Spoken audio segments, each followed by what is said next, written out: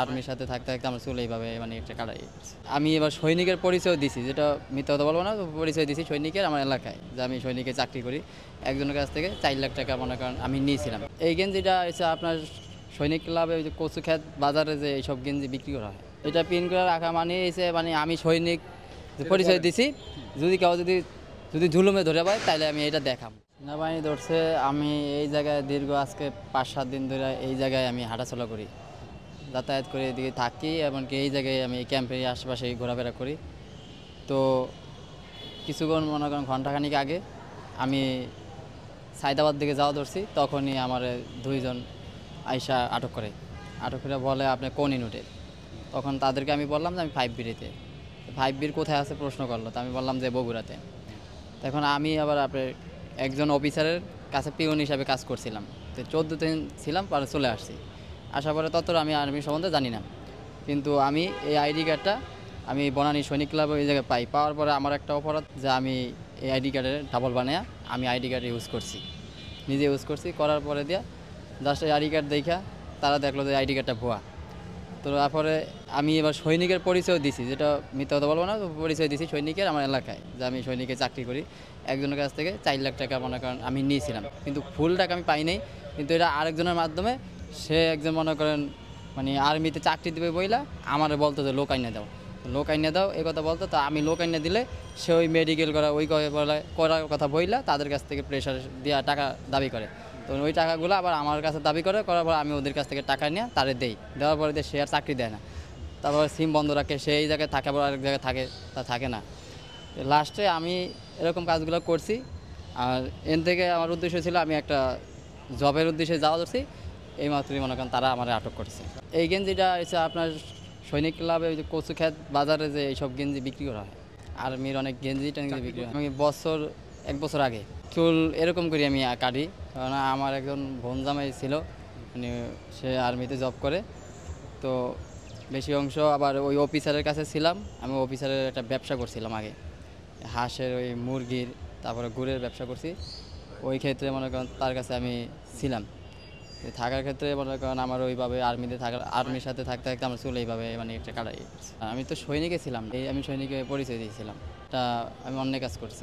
ওই জায়গায় ছিলাম যে অফিসারের কাছে, ওই অফিসারই বলছে যে তুমি 5B-তে আছো, ঠিক আছে।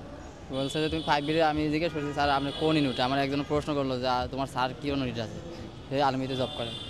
পরে আমি আর তারা অ্যান্সার দিতে পারিনি। পরের দিন আমি জিজ্ঞেস করলাম স্যার আপনি কোন ইউনিটে আছেন, তুমি এত কিছু জিজ্ঞেস করার দরকার আছে, চলে যায় না। আমি নিজে সাইডে চলে আসছি। এটা ছিল একটা পিওন, তার মনে করেন খাবার টাবার আইনা দেওয়া, অফিসে মনে করেন ঝাড়ু দেওয়া, টেবিলে মনে করেন পানি আইনা দেওয়া, এটা একটা পিওন পোস্টে কাজ ছিল। সৈনিক ক্লাবে আপনার রেল কোচিংয়ের দ্বারে আমি পাওয়ার পরে জাস্ট আমার অপরাধ এটারে মনে করেন ফটোকপি করে এটা আমি আইডি কার্ড রাখছি। কিন্তু এটা আমি কাউরে এই আইডি কার্ড এখনো মানে উপর উঠে কাউরে দেখাইনি, এখনো পরিচয় দিইনি, যা আমি এমনি মুখে বলছি সৈনিক, কিন্তু এই আইডি কার্ড কাউরে আমি শো করি না, কারণ এটার সাথে আমার ফেস কখনো মিলবে না। কিন্তু এটা রাখছি, আর ওই যে পিনটা উপরে থাকতো সবসময়। আমার যে অপরাধ একটাই, এটা আমি পকেটে রাখছি। আর এটা আজকে প্রায় 2 সপ্তাহ ধরে আমার কাছে এটা পিন করে রাখা মানে এসে মানে আমি সৈনিক পরিচয় দিছি। যদি কেউ যদি জুলুমে ধরে পায় তাহলে আমি এটা দেখাম, ঠিক আছে। কোনো পাবলিক কিন্তু সরকারি লোককে দেখালে কিন্তু এটা সে বুঝতে পারবে যে এটা ডুপ্লিকেট, আর এটা ফটোকপি করা, এটা কিন্তু অরিজিনাল না। লোক সংগ্রহ করে দিয়ে বলতে আমি এই মনে করেন এই নিয়ে 3 জনকে মনে করেন লোক সংগ্রহ করে মানে ওই লোকের কাছে আমি দিয়েছিলাম। দেওয়ার ক্ষেত্রে ওই লোকের কাছ থেকে 2 জন চলে আসছে, আর একজনের মনে করেন সে মেডিকেল করে বলছে যে চাকরি দিবে, সেই ইন্টারে পরীক্ষা দিতেছে। তাই তার কাছ থেকেই 4 লাখ টাকা আমার নেওয়া। সে আমার এলাকারই, আমার থানা আছে অন্য থানার, আবার কিন্তু আমার এলাকারও মনে করেন আছে। কিন্তু তাদের মানে আমার তারপর আবার যেই টাকাগুলো নিছে এগুলো কিন্তু আমার চাচার কাছ থেকে, আবার আমার কিন্তু আম্মু আব্বু নাই, দুজনই নাই। তো আমার চাচার কাছ থেকে আমি এদিকে পড়াশোনা করে মানুষ হয়েছি। এখন বর্তমানে আমি এই যে পড়াই, এই যে 8-9 দিন আমি এই জায়গায় অবস্থানে মানে হাঁড়ি চলি ঘুরি গাড়ি গুলিস্তানে বলতে। এদিকে আমার হাতের একটা অ্যান্ড্রয়েড সেট ছিল, এই সেটটা কিন্তু আমি আজকে কিনছি ওই থেকে। আমি এখন বেকার, আমি কিছু করি না, কিন্তু আজকে এই জবের উদ্দেশ্যে এই যে নিয়োগটা মানে সিকিউরিটির নিয়োগ মানে আপনার খাম্বাতে ছিল। পরে এখান থেকে আমি সিরে নিয়ে, আমার ফোন তো ছিল না, সিম ছিল লগে, সিরে নিয়ে আসছি। আনার পরে দিয়ে এই যে ফোনটা কিনছি, আমার 2000 টাকা দিচ্ছে মতন, ওই দেখেন আমার ওই টাকা। আর এই সেটটা আমি কিনছি 2000 টাকা দিচ্ছে ওই যে ফোনের যে মনে করেন যার কাছে ফোনটা বেশি, তো ওই টাকা দিচ্ছে মতন এখান থেকে এই সেটটা কিনছি। কিনার এগুলো ছবি হয়েছে, যেমন এই যে চাকরির কথা বললাম না, ওদের ছবি, যে এদেরকে মনে করেন আনা হয়েছে এই যে ছবি, বলছে যে মনে করেন বাপ মার আইডি কার্ডে ফটোকপি লাগবে, 3 কপি করে ছবি লাগবে। তো ওগুলো মনে করেন দিছে, আমি তো ওদের কাছে নিয়ে গেছি, আর ওরা এই ছবি টবি আর নেয় নাই, ছবিগুলো এগুলো দিয়েছে।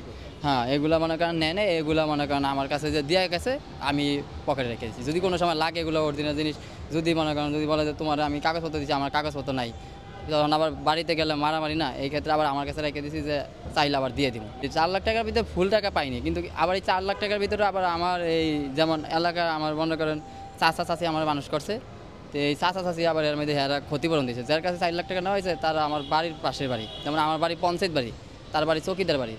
তো ওই বাড়ির পোলা, তো সে বাড়িতে যে হামলা টামলা দিছে, তো দেওয়ার পরে দিয়া কিছু ক্ষতিপূরণ মনে করেন দিছে, আর দিতে পারে না। এরা বলছে যে আমার দেওয়ার জন্য, তা আমি দিতে পারি না, দেখি আমি বাড়ি ছাড়া আমি আর বাড়িতে যাইতে পারিনি।